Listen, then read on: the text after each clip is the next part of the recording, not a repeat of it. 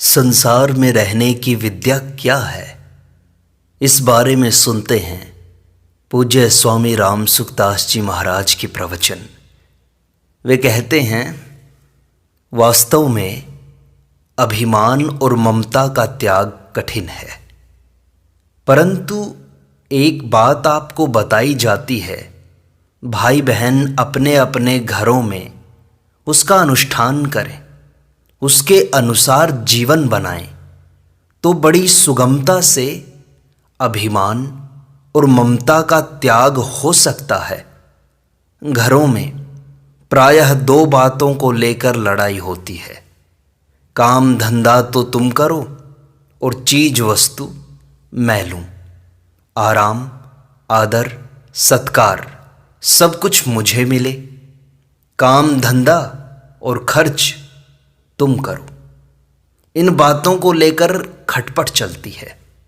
अगर इनको पलट दिया जाए, अर्थात काम धंधा मैं करूं, आराम आप करो, आदर सत्कार मान प्रशंसा ये लेने की नहीं देने की चीजें हैं, तो दूसरों का आदर करें, मान दें, आराम दें, सत्कार करें, उनकी आज्ञा पालन करें, उनको सुख पहुंचाएं। ऐसे आपस में किया जाए तो प्रेम बढ़ता है। मनुष्य का स्वभाव है कि वह अपने मन की बात पूरी करना चाहता है और अपने मन की होने से राजी होता है। धन की, मान की, बड़ाई की, जीने की कामना होती है, परंतु इन कामनाओं में मूल कामना यह है कि मेरे मन की बात हो जाए। यह बात अच्छी नहीं है। अपने मन की बात का आग्रह छोड़कर औरों के मन की बात करता चला जाए तो निहाल हो जाए। केवल दो बातों का ख्याल करना है कि उनकी बात न्याय युक्त हो और अपनी सामर्थ्य में हो। इसका एक सरल उपाय है। यह निश्चय कर लें कि हमें संसार से लेना नहीं है, संसार की सेवा करनी है। क्यों करनी है? क्योंकि पहले लिया है, इसलिए अब देना है। संसार को देना है, संसार से लेना नहीं है। एक मार्मिक बात बताएं, आप ध्यान देकर सुनो। मानव शरीर परमात्मा की प्राप्ति के लिए मिला है। संसार में रहने की एक रीति है, उस रीति को हम धारण करें तो परमात्मा की प्राप्ति बड़ी सुगमता से हो जाए। प्रत्येक काम करने की एक विद्या होती है। यदि उसके अनुसार काम करते हैं तो वह काम पूरा हो जाता है। संसार में रहने की भी एक विद्या है, तो उस विद्या को भी जानना चाहिए। उस विद्या को काम में लें तो बड़ी सुगमता से संसार में रहेंगे और संसार को पार कर जाएंगे। पर वह विद्या है क्या? वह विद्या यह है कि जिसके साथ जो संबंध मान रखा है, उसके अनुसार बड़ी तत्परता से अपने कर्तव्य का पालन करे और उससे अपनी कोई भी इच्छा न रखे, कामना न रखे, वासना न रखे।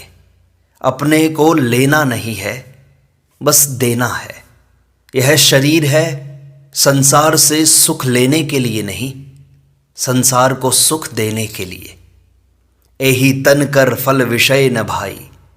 शरीर का फल तो सेवा करना है। माता के लिए पुत्र बनो तो सपूत बनो, मां की सेवा करनी है। माता के पास जो रुपए हैं, गहने कपड़े हैं, तो यही कहो कि मां, जो तुम्हारे पास है उसे हमारी बहन को दे दो, छोटे भाई या बड़े भाई को दे दो। मेरे ऊपर तो एक ही कृपा करो कि सेवा मुझसे ले लो। माँ बाप की सेवा से आदमी उऋण नहीं हो सकता। उनका जितना भी ऋण हमारे ऊपर है उसे हम चुका नहीं सकते, ऋण को अदा नहीं कर सकते। कोई उपाय नहीं है। तो क्या है? सेवा करके उनकी प्रसन्नता ले लो। प्रसन्नता लेने से वह ऋण माफ हो जाता है। माँ ने जितना कष्ट सहा है, बालक उतनी माँ की सेवा नहीं कर सकता। सब कुछ माँ ने ही तो दिया है। कोई कहे कि मैं मेरे चमड़े की जूती बनाकर माँ को पहना दूं। कोई उनसे पूछे तो सही कि यह चमड़ा भी क्या तुम बाजार से लाए हो क्या? यह तो माँ का ही है, इस पर तू अधिकार क्या करता है? माँ से ही मिला है। आज हम बड़ी बड़ी बातें बनाते हैं, लोगों में विद्वान सज्जन कहलाते हैं, पर यह शरीर मिला किससे है? माँ से मिला है, माँ से पालन हुआ है। आप कितने भी विद्वान हो जाएं, बचपन में बैठना नहीं आता था, माँ ने सिखाया है बैठना, चलना सिखाया, उंगली पकड़कर चलना सिखाया तुम्हें। भोजन करना नहीं आता था, माँ ने बैठाकर मुख में ग्रास दिया, भोजन करना सिखाया। यह दशा थी बहनों की और भाइयों की भी। उस अवस्था में माँ ने पालन किया और बड़े बड़े कष्ट सहे। खेल में इधर उधर जाते, तोड़ फोड़ करते, वृक्षों में उलझते, बिच्छू को भी पकड़ने को दौड़ते, आग में हाथ डालना चाहते, सबसे माँ ने रक्षा की।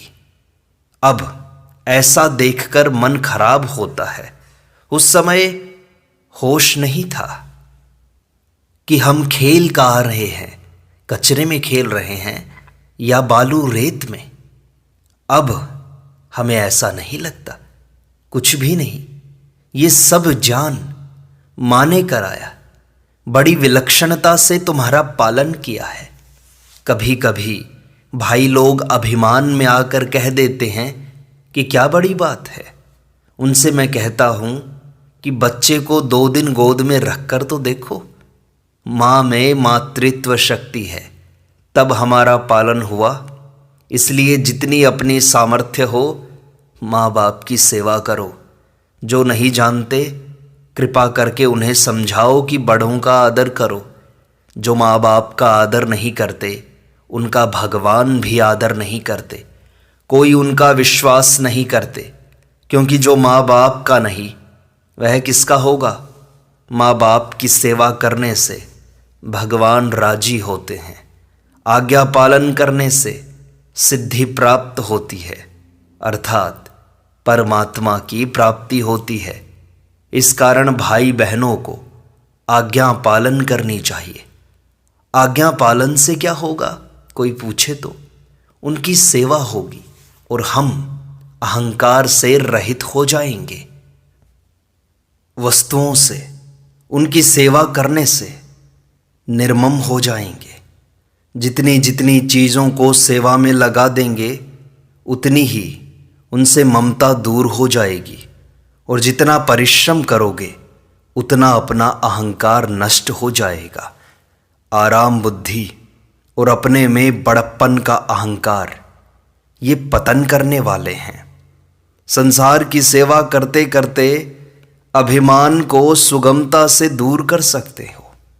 ऐसे ही समान उम्र वालों की सेवा करो। छोटी अवस्था वाले हैं उनकी भी सेवा करो। छोटों का पालन पोषण करना भी सेवा है। सदाचार की शिक्षा देना भी सेवा है। वे उम्र भर सुख पाएंगे, इसलिए बच्चों को अच्छी शिक्षा दो। बेटा बेटी को अच्छी शिक्षा दो जिससे वे अच्छे बन जाएं। ये माताएं चाहें तो संसार का कल्याण कर सकती हैं, क्योंकि हम जितने भाई बहन हैं ये सबसे पहले माँ की गोदी में आते हैं, माँ की गोद में खेलते हैं, माँ का दूध पीते हैं। माँ के स्वभाव का असर पड़ता है। महिलाएं जैसी प्रकृति की होंगी वैसे ही बालक बालिकाएं होंगे। बच्चे वैसे ही नागरिक बनेंगे। बड़े होकर वैसा ही वह देश बनेगा। माँ छोटी अवस्था में जो शिक्षा देती है वह बहुत काम करती है, क्योंकि बचपन में पड़े हुए संस्कार बहुत काम करते हैं। अतः माताएं चाहें तो देश का बड़ा सुधार कर सकती हैं। माताओं में मातृत्व शक्ति होती है, ये उसका उपयोग करें। भगवान ने इन्हें शक्ति दी है। ये छोटी छोटी बालिकाएं हैं, ये भी अपने भाई बहन का जैसा पालन करती हैं। बड़े लड़के अपने भाई बहन का वैसा पालन नहीं करते। आप छोटे भाई बहन को बड़े भाई की गोदी में देकर देखो, थोड़ी देर बाद ही उनके हाथ पैर फूलने लगते हैं। लेकिन बहनें बड़े प्यार से पालती हैं। बहनें अपनी चीज़ें भी छोटे भाई बहनों को खिला देंगी। इसलिए यह शक्ति माँ बनने के लिए भगवान ने उनको दी है। यह जो शक्ति इन्हें दी है, यदि ये इस शक्ति का उपयोग करें तो बड़ी सुगमता से निर्मम हो सकती हैं। अब आगे की बात बताते हैं। संत के सत्संग मिलने के समान स्वर्ग और मुक्ति की भी तुलना नहीं हो सकती। समय इतना कीमती है, समय मिले तो इसे बेकार मत जाने दो। इस समय को उत्तम से उत्तम, ऊंचे से ऊंचे काम में लगाओ। धन की लोग बड़े आदर के साथ रक्षा करते हैं, तिजोरी में बंद कर देते हैं। धन तो तिजोरी में बंद हो सकता है, पर समय तिजोरी में बंद नहीं हो सकता। समय देने से धन मिलता है, धन देने से समय नहीं मिलता। समय तो हरदम सावधान होने से ही सार्थक होगा, नहीं तो निरर्थक बीत जाएगा। जिन लोगों ने समय का आदर किया है वे बड़े श्रेष्ठ पुरुष बन गए, वे अच्छे महात्मा बन गए। उन लोगों ने क्या किया है? जीवन का समय भगवत चरणों में लगाया है। संसार के भोगों से विमुख होकर परमात्म तत्व जानने के लिए समय लगाया है। वे संत और महात्मा बन गए। समय के बराबर कोई कीमती चीज नहीं संसार में। लव मात्र का सत्संग हो जाए, साधु महात्मा का संग हो जाए, भगवान का संग हो जाए, प्रेम हो जाए, भगवान में आकर्षित हो जाएं, वह समय सबसे ऊंचा है। अतः इस समय को उत्तम से उत्तम काम में खर्च करो। स्वाध्याय करो, जप करो, कीर्तन करो, सेवा करो, अच्छी पुस्तकों का पठन पाठन करो। विषय भोगों में ताश, हंसी दिल लगी, नाच तमाशा, सिनेमा, बीड़ी सिगरेट आदि में समय बर्बाद मत करो। बीड़ी सिगरेट पीते हैं, चिलम पीते हैं। आप जरा विचार करो, आपके पास जो समय है उसमें भी आग लगाते हो, धुआं करते हो, धुआं हो गया धुआं। आपका जो समय है उसमें भी आग लगती है। पैसे गए, समय गया, स्वास्थ्य गया, स्वतंत्रता गई। राम राम राम राम। अरे फायदा क्या हुआ? किसी तरह का फायदा नहीं। जो नहीं पीते हैं उन्हें आपने गंदगी दे दी, उनकी नाक में भी धुआं चढ़ गया। एक संत से किसी ने पूछा, महाराज क्या आप बीड़ी पीते हो? तो वे बोले, पीते तो नहीं पर लोग पिला देते हैं। गाड़ी में बैठते हैं, लोग फूंक मारते हैं। अब क्या करें? तो जो नहीं पीना चाहे उन्हें लोग ऐसे पिला देते हैं। बताओ, उन्हें तंग किया, दुख दिया। कहा है दूसरों को पीड़ा दी तो आपको क्या मिला? दूसरों की स्वतंत्रता में भी बाधा डाल दी और आप सदा के लिए परतंत्र हो गए, वह भी धुएं के। ऐसे निकम्मे काम में समय लगाया, ये अच्छी बात नहीं। यह समय भगवान के लिए लगाओ तो भगवान मिल जाएं, भक्त बन जाओ। जिनके लिए भगवान कहते हैं, मैं हूँ संतन का दास, भगत मेरे मुकुटमणि। मुकुटमणि बन जाते हैं लोग। कौन? जो भगवान के चरणों में समय लगाते हैं। भगवान भी आदर करते हैं। उन्होंने क्या किया कि वे अपने समय को भगवान के चरणों में लगाने लगे। ऐसा समय ऐसे नष्ट करने के लिए है क्या? ताश खेलने में, जुआ खेलने में, पत्ते पीटने में समय लगा दिया। राम राम। इससे अच्छा विद्या अध्ययन करते, सेवा करते, दूसरों का उपकार करते तो समय का सदुपयोग होता, कितना बढ़िया काम होता। वह समय ऐसे ही बर्बाद कर दिया। यह समय ऐसे नष्ट करने के लिए नहीं मिला है। दूसरी बात, जो काम करें वह सुचारू रूप से करें। काम करने का तरीका, काम करने की विद्या बढ़ाते ही चले जाओ। लिखना, पढ़ना, बोलना, रसोई बनाना, कपड़े धोना, सफाई करना, झाड़ू देना, बर्तन आदि साफ करना बड़े सफाई से करो, बड़ी सुंदर रीति से करो। सुचारू रूप से काम करने में अच्छा काम होगा। नौकरी ही करना है तो नौकरी का काम ऐसे बढ़िया ढंग से करो कि जिससे मालिक प्रसन्न हो जाए। यदि मालिक कभी नाराज होकर निकाल भी दे तो निकालना तो पड़ेगा, पर आपने वहाँ काम धंधा करके जो विद्या हासिल कर ली, क्या वह उस विद्या को छीन पाएगा? नीति में आता है कि ब्रह्मा जी भी वापस नहीं ले सकते। काम करने की योग्यता है, आपका स्वभाव है, उसे कोई छीन नहीं सकेगा। वह गुण तो आपके पास सदैव रहेगा। वह कितनी बढ़िया बात है।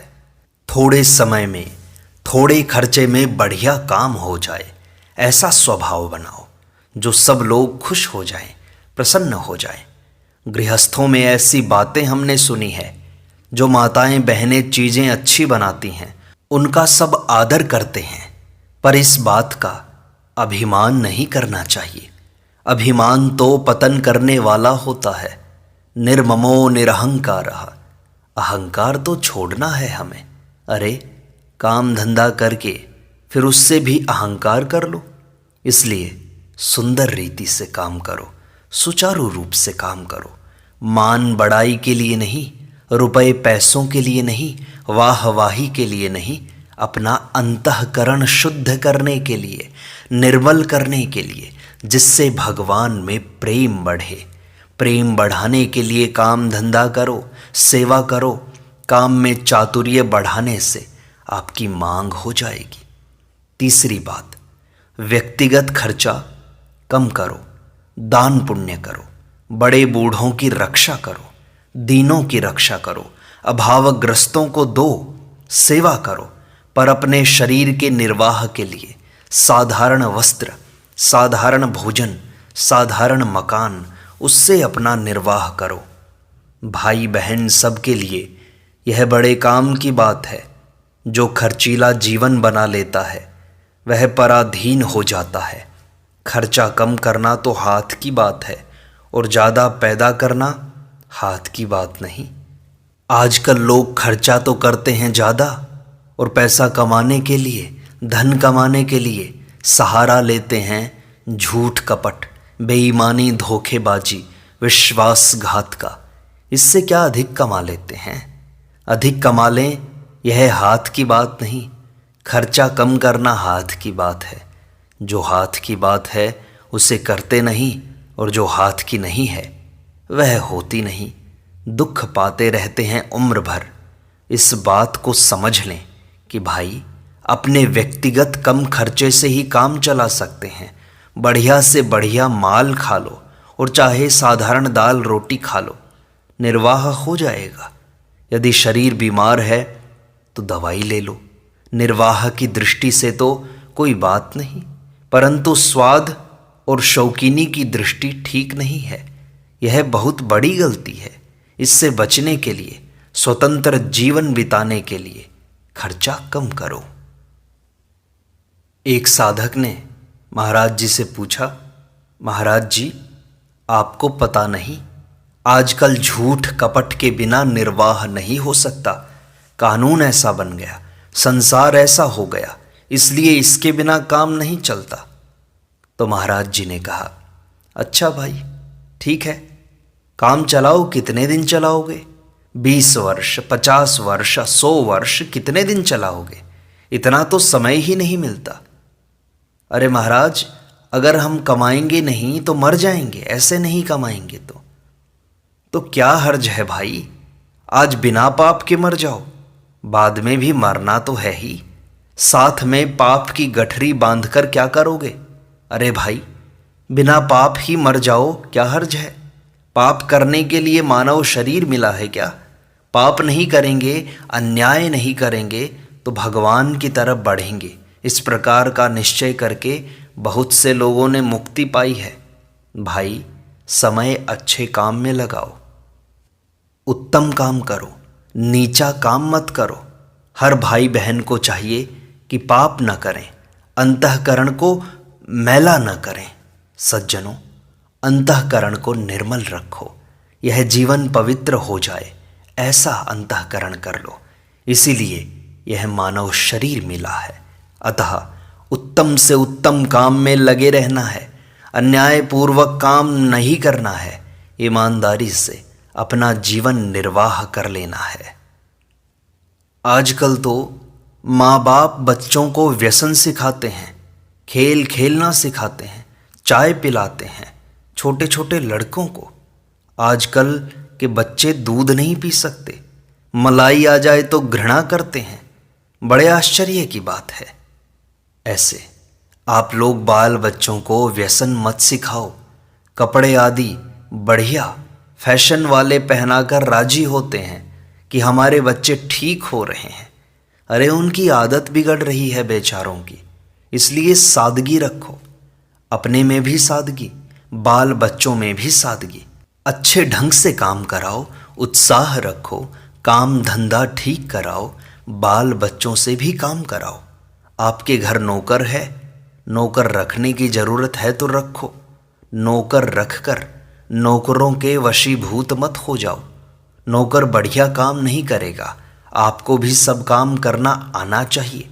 नौकर जितना काम करते हैं आपको आ जाए तो आपको चकमा नहीं दे सकते। रसोइया कहे घी तो इतना लग गया, अरे हम जानते हैं इतना घी कैसे लग गया। आप करना जानोगे तो आप शासन कर सकोगे, नहीं तो इतना लग गया। हाँ साहब, लग गया। कैसे बताएं यह बात? आजकल काम धंधा करने में लोग बेइज्जती समझने लगे हैं। माँ सीता काम करती थी, रसोई बनाती थी, लक्ष्मण आदि थे, उन्हें बड़े प्यार से भोजन कराती थी, स्वयं खटकर परिश्रम करके सासुओं की सेवा करती थी। क्या वह छोटे घर की हो गई? सैकड़ों ही नहीं, हजारों दासियां थी, उनके सामने अपने घर का काम करती थी। लड़ने में तो बेइज्जती नहीं समझती, घर के काम करने में आज की बहुएं बेइज्जती समझती हैं। बड़े पतन की बात है। अतः अपना समय ठीक से लगाओ। अच्छी आदत बनने पर आपकी ग्राहकता हो जाएगी, सब आपको चाहेंगे, आपकी आवश्यकता पैदा होगी। और अच्छे काम करने से अहंकार छूटेगा, मन निर्मल हो जाएगा, निर्मम निरहंकार हो जाओगे। संसार का काम करते करते ऊंची से ऊंची स्थिति को प्राप्त हो जाओगे। बस लग जाओ, तब काम होगा। इसलिए भाइयों से बहनों से कहना है कि सत्संग सुनो और सुनने के अनुसार अपना जीवन बनाओ। ऐसा जीवन बनेगा तो जीवन निर्वाह होगा और मन में भी शांति रहेगी। इस प्रकार भगवत गीता व्यवहार में परमार्थ सिखाती है। युद्ध के समय में कह दिया, सुख दुखे समय कृत्वा लाभा लाभौ जया जयौ ततो युद्धाय युज्यस्व नैवं पापम अवाप्स्यसि।